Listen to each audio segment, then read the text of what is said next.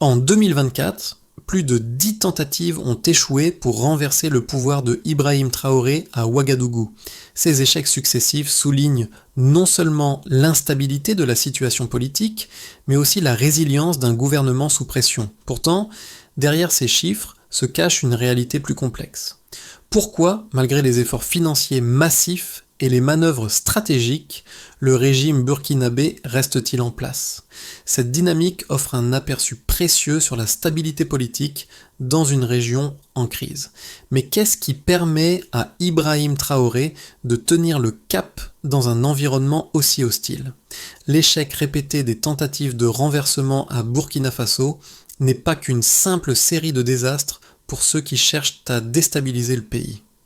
C'est aussi un témoignage de la solidité cachée de l'État burkinabé sous la direction d'Ibrahim Traoré. Ces événements soulignent l'importance de comprendre pourquoi ces opérations échouent systématiquement. Leurs échecs ne sont pas seulement des victoires pour le pouvoir en place, mais aussi des indices cruciaux sur la façon dont l'État anticipe et réagit à des menaces internes et externes.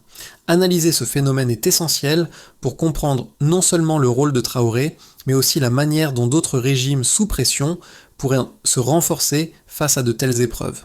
C'est à travers cette analyse que nous découvrirons les forces invisibles qui stabilisent le Burkina Faso et, plus largement, comment ce modèle peut influencer la géopolitique de la région du Sahel pacouin. Depuis 2022, plus de 10 tentatives coordonnées pour renverser le gouvernement de Ibrahim Traoré ont échoué. Ces chiffres ne témoignent pas simplement d'une instabilité persistante, mais révèlent plutôt une structure complexe de résistance et d'intervention mal orientée. Pourquoi ces opérations ont-elles échoué à chaque fois? La réponse réside dans la rapidité et l'efficacité avec lesquelles le régime a détecté et neutralisé ces menaces avant qu'elles n'atteignent leur objectif. Ce n'était pas une simple défense passive, mais une série de contre-mesures stratégiques et d'alertes internes. Au-delà des tentatives de renversement, il est essentiel de comprendre l'arrière-plan géopolitique qui façonne cette dynamique. Le Burkina Faso, sous la direction de Traoré, occupe une position clé dans la région du Sahel. Sa politique indépendante et ses ressources stratégiques attirent l'attention des acteurs extérieurs. Les opérations menées contre le régime n'étaient pas isolées, mais faisaient partie d'une série d'initiatives menées par des puissances étrangères qui cherchaient à fragiliser la nation pour leurs propres intérêts. Cependant, ces efforts ont systématiquement échoué, non parce que le Burkina Faso était dénué de vulnérabilité, mais parce que le pays avait appris à réagir rapidement et de manière décisive. Chaque tentative d'affaiblir le pouvoir a été un test, une nouvelle occasion pour le gouvernement de renforcer ses capacités de détection et de réaction. Ces échecs successifs ont permis au pays de se renforcer plutôt que de céder à l'instabilité. Ibrahim Traoré, arrivé au pouvoir en 2022, a rapidement émergé comme la figure centrale de la résistance face aux menaces internes et externes. Son leadership ne se résume pas à une simple gestion de crise, mais à une série de décisions stratégiques qui ont permis de maintenir l'ordre et de renforcer l'État face aux pressions croissantes. Dès ses premiers mois au pouvoir, Traoré a compris l'importance de la vigilance interne, instituant une série de protocoles de sécurité et d'audits de loyauté au sein des forces armées et des institutions clés. Dans les premiers moments critiques, ces décisions ont été marquées par une réactivité exceptionnelle. Lors des premières alertes sur les tentatives d'infiltration, il a ordonné des inspections inopinées et renforcé la surveillance des zones stratégiques. En parallèle, il a maintenu une présence visible dans les zones sensibles, parfois sans avertissement préalable, pour envoyer un signal clair, le pouvoir ne faiblirait pas. Ce n'est pas seulement l'utilisation de la force qui a permis à Traoré de maintenir sa position, mais aussi sa capacité à comprendre et anticiper les manœuvres de ses adversaires. L'un des moments clés a été la neutralisation rapide de plusieurs réseaux d'infiltration grâce à des informations circulant rapidement au sein des services de renseignement. Traoré a ainsi réussi à empêcher la formation de foyers de rébellion en s'appuyant sur une stratégie proactive plutôt que réactive. Ce comportement a renforcé sa légitimité au sein de la population et des militaires, qui ont vu en lui un leader capable de protéger le pays contre les menaces immédiate. Les événements de 2022 à 2024 ont révélé une série d'attaques répétées et coordonnées visant à renverser le régime de Ibrahim Traoré. Ces attaques, bien que multiples et variées, ont toutes échoué à atteindre leur objectif, mais ont joué un rôle clé dans la consolidation du pouvoir de Traoré. La première tentative notable a eu lieu peu après sa prise de pouvoir, lorsque des factions internes ont essayé de saper son autorité, en utilisant des stratégies classiques de division et de manipulation. Cependant, la réponse rapide du gouvernement a permis de neutraliser ces menaces avant qu'elles ne se transforment en crise majeure. Au fur et à mesure de l'intensification des tentatives de renversement, des réseaux de soutien étrangers ont été identifiés. Ces groupes ont investi des ressources importantes dans des actions clandestines, cherchant à infiltrer les forces militaires et à attiser le mécontentement au sein de la population. Mais la détection précoce de ces réseaux par les services de renseignement burkinabès a permis d'intercepter les flux financiers suspects et de démanteler les cellules avant qu'elles ne puissent activer leur plan. L'un des moments décisifs a été l'été 2024, lorsque plusieurs tentatives d'infiltration simultanées ont échoué en raison de l'efficacité du système de renseignement et de la réactivité des unités de sécurité. Cette période a vu des mouvements de troupes coordonnés, mais aucune opération n'a abouti à un renversement ou à une désorganisation du pouvoir central. Chaque opération a été contrecarrée dans sa phase préparatoire grâce à une communication fluide et une gestion anticipative des crises. Au-delà des attaques physiques, des tentatives de déstabilisation par la pression économique ont également été tentées. Des fonds massifs ont été envoyés à des réseaux internes pour les inciter à agir contre le gouvernement, mais ces fonds ont été rapidement bloqués et leurs sources exposées. En parallèle, Ibrahim Traoré a renforcé sa position en consolidant les relations avec des alliés stratégiques dans la région du Sahel, ce qui a permis d'isoler davantage les forces hostiles. Les conséquences de ces événements ont été multiples. D'une part, le gouvernement de Traoré a consolidé son autorité, non seulement en repoussant les attaques, mais aussi en renforçant les structures de sécurité interne. D'autre part, la communauté internationale a pris conscience de la résilience du Burkina Faso face à des tentatives de déstabilisation extérieure. Ces événements ont transformé le pays en un laboratoire stratégique où chaque tentative de renversement a non seulement échoué, mais a également servi à fortifier les mécanismes de défense du pouvoir. La stabilité du pays, malgré la pression, est ainsi devenue un symbole de la résilience régionale. L'une des principales raisons pour lesquelles les tentatives de renversement du régime de Ibrahim Traoré ont échoué réside dans la capacité du gouvernement à anticiper et à neutraliser rapidement les menaces. Les chiffres concernant ces tentatives offrent un aperçu de cette résilience. En 2022, plus de 10 tentatives ont été recensées, dont la plupart ont impliqué des réseaux internes infiltrés et des flux financiers clandestins visant à saper la stabilité du gouvernement. Les tentatives les plus significatives ont été surveillées de près par les services de renseignement qui ont intercepté des fonds d'une valeur de près de 5 milliards de francs CFA destinés à financer des actions subversives. Ce montant révèle non seulement l'ampleur des moyens investis dans ces attaques, mais aussi l'importance de l'argent dans la stratégie d'affaiblissement du pouvoir. Ces fonds, bien que substantiels, n'ont pas permis de créer des fractures au sein de l'appareil sécuritaire. En revanche, la saisie rapide de ces sommes a permis d'identifier et de neutraliser plusieurs réseaux, empêchant ainsi toute tentative de division au sein des forces armées et des institutions gouvernementales. En termes de ressources humaines, les autorités burkinabées ont arrêté plus de 50 officiers pour leur implication directe ou indirecte dans ces tentatives. Ce chiffre est indicatif du niveau d'infiltration au sein des structures militaires. Cependant, grâce à une vigilance accrue et à des vérifications croisées d'informations, ces réseaux ont été démantelés avant qu'ils n'atteignent leur capacité à causer une rupture institutionnelle.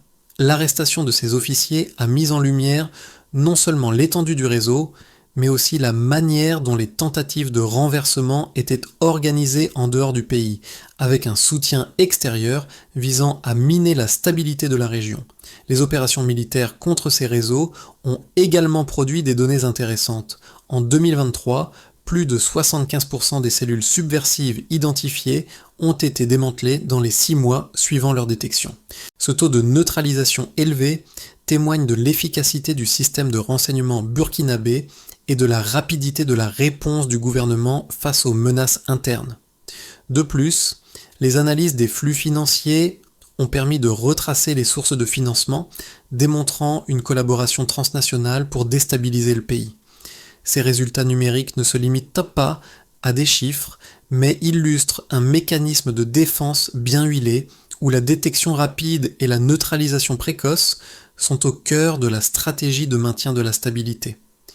Ils montrent également que chaque tentative d'affaiblir le pouvoir a été utilisée comme un levier pour renforcer la capacité de réaction du gouvernement, créant ainsi un cercle vertueux de résilience. Les critiques qui prétendent que le régime d'Ibrahim Traoré ne pourra pas tenir face aux multiples tentatives de renversement sous-estiment profondément la résilience et la stratégie du gouvernement burkinabé. D'abord, il est essentiel de comprendre que ces attaques ne sont pas le fruit d'une série d'incidents isolés, mais d'une campagne coordonnée, avec des moyens financiers et des réseaux militaires bien établis. Selon les chiffres, plus de 50 officiers ont été arrêtés, ce qui prouve non seulement la profondeur de l'infiltration, mais aussi la capacité des autorités à identifier et à neutraliser les menaces avant qu'elles ne deviennent des crises majeures. Cela démontre une stratégie proactive de lutte contre la subversion, non pas réactive. De plus, l'argument selon lequel le régime est uniquement soutenu par la force militaire et la répression ignore un autre facteur crucial, l'efficacité des mécanismes de renseignement et de prévention mis en place sous la direction de Traoré. Les saisies massives de fonds, plus de 5 milliards de francs CFA, destinés à financer des opérations subversives, illustrent non seulement la volonté de perturber l'ordre établi, mais aussi l'incapacité des forces extérieures à fragiliser efficacement l'État burkinabé. Ces sommes, bien que considérables, n'ont pas été suffisantes pour briser la cohésion interne du gouvernement. Au contraire, elles ont permis de tester les systèmes de sécurité du pays et d'identifier des failles potentielles, renforçant ainsi les capacités de défense du régime. La stratégie de vigilance permanente, renforcée par des inspections surprises et une communication fluide au sein des forces de sécurité, a permis de maintenir une longueur d'avance sur les adversaires. Cette approche n'est pas simplement une réaction à des menaces immédiates, mais une réorganisation systématique et durable de l'appareil d'État. Là où les critiques voient une fragilité, les faits montrent d'une capacité remarquable à apprendre de chaque tentative de déstabilisation. En anticipant constamment les menaces et en adaptant ses stratégies, le Burkina Faso, sous Ibrahim Traoré, a non seulement résisté à la pression, mais est devenu plus fort et plus préparé à affronter de futures attaques. La dynamique qui semblait centrée sur des tentatives externes de renversement a pris une nouvelle direction en 2024. Ce n'était plus seulement une question de forces extérieures cherchant à déstabiliser, mais de tentatives plus subtiles visant à fragmenter l'État de l'intérieur. Les attaques ont évolué, passant de simples infiltrations à des tentatives coordonnées d'affaiblir la cohésion interne. Plutôt que de s'attaquer directement à Ibrahim Traoré, les ennemis ont cherché à miner les fondements du pouvoir en exploitant les tensions internes et les failles institutionnelles. Cette évolution révèle que la menace contre le Burkina Faso n'était pas seulement géopolitique, mais aussi structurelle. L'objectif n'était pas une prise de pouvoir brutale, mais une érosion lente de la confiance interne par l'infiltration d'officiers clés et la création de cellules de déstabilisation. Cependant, à chaque étape, la réponse rapide et systématique des forces burkinabées a désamorcé ces menaces, empêchant toute fissure significative. Ainsi, l'histoire des tentatives de renversement prend une nouvelle dimension. Ce n'est pas l'ampleur des attaques, mais leur échec répété qui a renforcé la stabilité du régime. Les conséquences des échecs répétés des tentatives de renversement sont multiples et profondément influencent la dynamique au Burkina Faso. Premièrement, du point de vue de l'État, ces événements ont conduit à une consolidation significative des institutions. L'échec des attaques a renforcé la confiance en la capacité de l'appareil d'État à se protéger et la vigilance des forces de sécurité a été systématiquement améliorée. Les forces de l'ordre ont été réorganisées, les protocoles de sécurité renforcés et les audits internes sont devenus une norme régulière.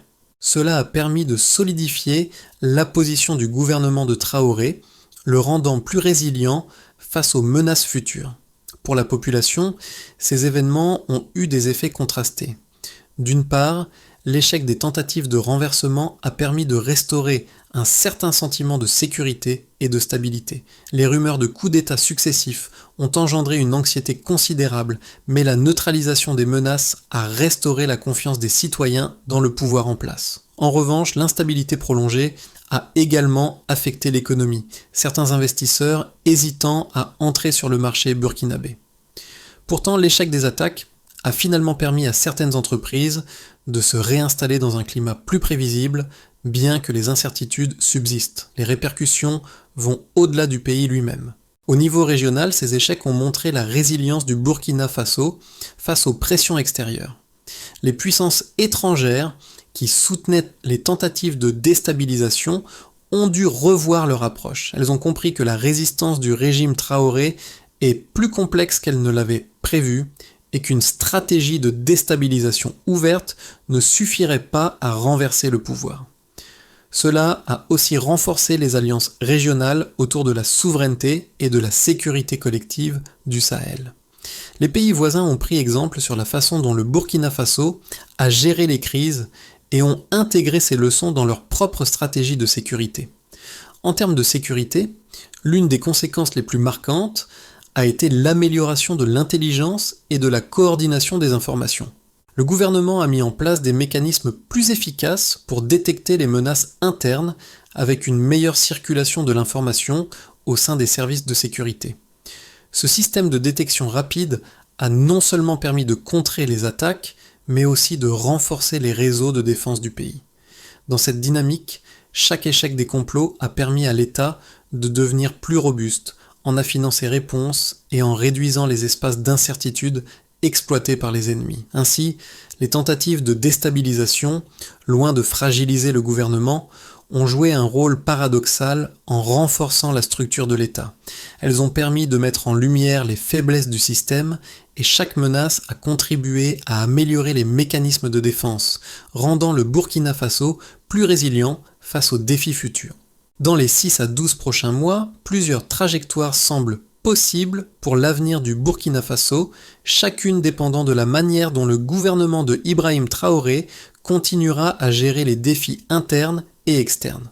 3 scénarios distincts émergent, chacun présentant des opportunités et des risques différents. Le premier scénario, celui de la consolidation sous vigilance, semble le plus probable.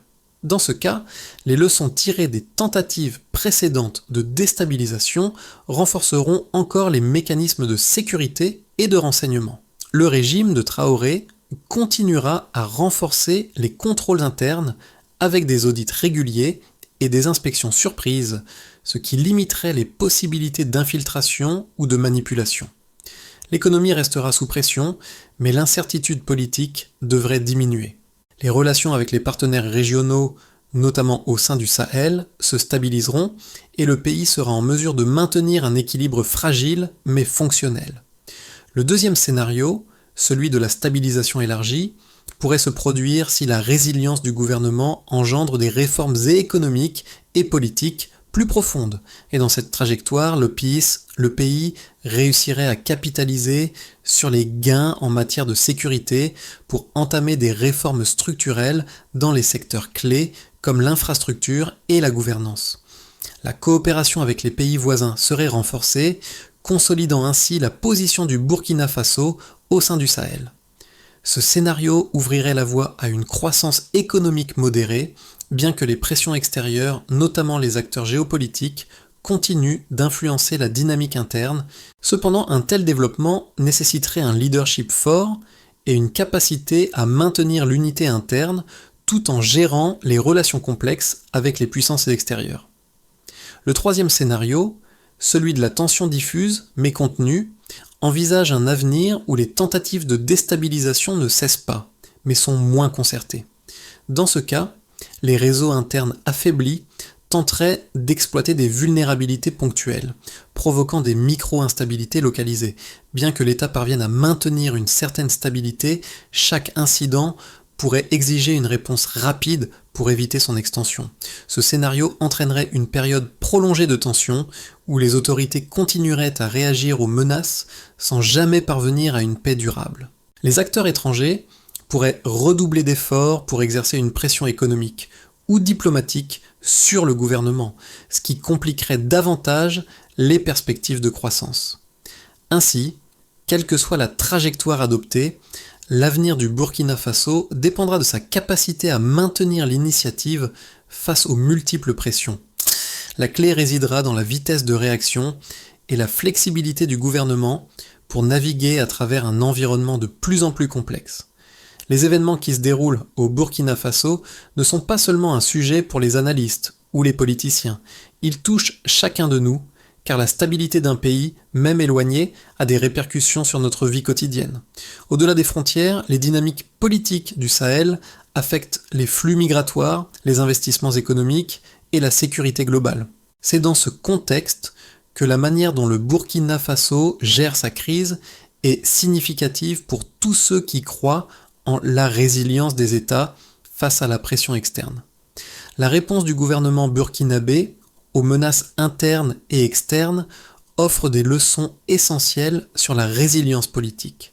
Cela démontre qu'une société peut surmonter des défis majeurs lorsqu'elle a la capacité d'anticiper et d'agir rapidement, d'adapter ses stratégies de défense et de renforcer la cohésion interne.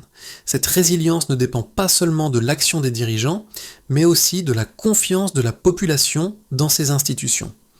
Un gouvernement stable et réactif permet aux citoyens de se concentrer sur leurs projets personnels et professionnels sans craindre l'effondrement de l'État. Pour les spectateurs internationaux, cette situation pose la question suivante. Quel rôle pouvons-nous jouer dans des situations similaires ? En soutenant des initiatives de coopération régionale, en investissant dans la formation et la gouvernance et en offrant des solutions diplomatiques durables, nous pouvons aider à renforcer les institutions dans des contextes fragiles. Ce n'est pas seulement une question d'intervention extérieure, mais aussi de soutien aux dynamiques locales qui peuvent permettre à des pays comme le Burkina Faso de retrouver un chemin de prospérité. Ainsi, la question n'est pas seulement celle de la politique interne du Burkina Faso, mais de ce que cela signifie pour l'ensemble de la communauté internationale dans sa quête d'un ordre mondial plus stable et solidaire. Pour assurer la stabilité à long terme au Burkina Faso, une série de mesures stratégiques doit être mise en place. D'abord, la consolidation de l'unité institutionnelle est essentielle. Le gouvernement doit synchroniser ses protocoles de communication et renforcer les liens entre les forces armées, l'exécutif et les autorités locales. Ce processus commence immédiatement avec l'amélioration des mécanismes de coordination interne visant à éliminer les zones d'ambiguïté qui pourraient être exploitées par des réseaux internes. La réussite de cette étape se mesurera par la réduction des incidents liés à la loyauté et la stabilité des chaînes de commandement pendant les inspections. Ensuite, il est crucial d'assainir les flux financiers sensibles. Le gouvernement devrait renforcer les audits des mouvements de fonds liés à des zones stratégiques, particulièrement ceux en provenance de sources extérieures. Les saisies de fonds massifs en 2024 ont montré que l'infiltration économique était un vecteur majeur de déstabilisation. L'objectif serait de limiter les flux financiers clandestins, ce qui sera mesuré par une diminution des transactions suspectes et un contrôle accru des ressources stratégiques. Parallèlement, une renégociation des partenariats régionaux est nécessaire pour solidifier les alliances avec les voisins. Le Burkina Faso, sous l'impulsion d'Ibrahim Traoré, devrait pousser vers une coopération plus intense avec les États du Sahel pour établir un cadre de sécurité partagé. Le succès de cette coopération se mesurera par une diminution des tentatives de déstabilisation transfrontalière.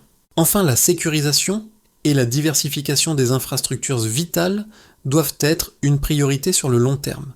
La résilience des secteurs clés comme l'énergie, les transports et l'extraction est essentielle pour garantir que l'État fonctionne efficacement face aux crises.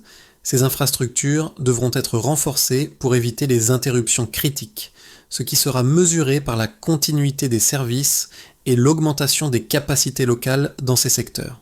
Ces mesures forment une feuille de route qui peut garantir une stabilité durable pour le Burkina Faso, mais leur succès dépendra de l'engagement à anticiper les menaces futures tout en renforçant la cohésion interne. L'histoire du Burkina Faso, sous la direction d'Ibrahim Traoré, est celle d'une résilience silencieuse mais puissante. Chaque tentative de renversement, chaque pression extérieure n'a fait que renforcer la solidité du régime. Ce n'est pas une simple victoire politique, mais une démonstration claire que la stabilité d'un État repose sur sa capacité à s'adapter, à apprendre de ses échecs et à répondre avec efficacité. Traoré, loin d'être un symbole isolé, incarne cette résilience collective. La véritable force de ce gouvernement n'est pas uniquement dans sa capacité à se défendre contre les attaques, mais dans la manière dont il a transformé chaque échec en un moyen d'améliorer sa propre gouvernance. Ce processus de renforcement continu a permis au Burkina Faso de tenir bon, non seulement en tant qu'État, mais aussi en tant que symbole de la résistance contre des forces extérieures cherchant à éroder sa souveraineté. Alors que les défis ne cessent de se multiplier, le Burkina Faso, grâce à sa résilience et à son leadership, montre qu'un État sous pression peut non seulement survivre, mais aussi en sortir plus fort, prêt à affronter les tempêtes à venir. Le Burkina Faso, à travers l'expérience d'Ibrahim Traoré, nous montre que la résilience d'un État sous pression est possible, mais elle nécessite une vigilance constante et des actions stratégiques bien réfléchies. Alors que l'avenir reste incertain, il est essentiel de rester attentif à l'évolution de la situation et de soutenir les efforts qui visent à renforcer la stabilité et la souveraineté des nations en crise. En tant que spectateurs et citoyens engagés, nous avons tous un rôle à jouer dans cette dynamique mondiale. Partageons nos réflexions, questionnons les scénarios possibles et engageons-nous activement dans des discussions qui nous permettent de mieux comprendre les défis auxquels ces pays font face. Ce n'est pas seulement l'histoire du Burkina Faso, mais un exemple pour nous tous, comment un pays, même sous pression extrême, peut maintenir sa stabilité si ses institutions restent solides et ses décisions bien orientées. Alors, que pouvons-nous faire pour soutenir cette voie de résilience et encourager d'autres nations à suivre cet exemple ?